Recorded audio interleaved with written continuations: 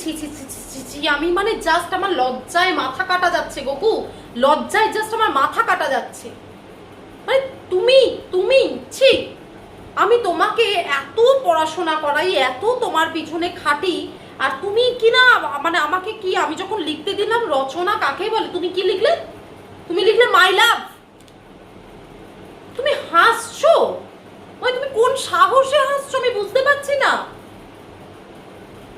উত্তর দাও, রচনা কাকে বলে? রচনা? হ্যাঁ, রচনা কাকে বলে? কই রচনা, কই?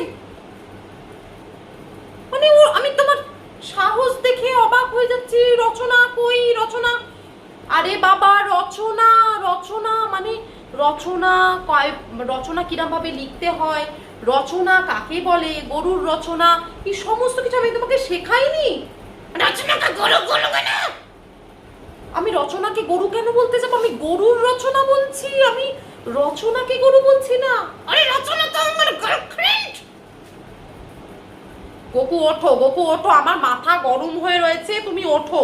রচনা তোমার গার্লফ্রেন্ড মানে? আমি ওই রচনার কথা বলছি না, ছি ছি ছি ছি ছি, আমি জাস্ট বলছি রচনা মানে গরুর রচনা বা আদার্স যে সমস্ত প্যারাগ্রাফ যাকে বলে। ও সেটা তো গার্লফ্রেন্ড মানে আমি সেটা বলিনি তোমাকে। না আমি বললাম তুমি আমার গার্লফ্রেন্ডের কথা বলছো।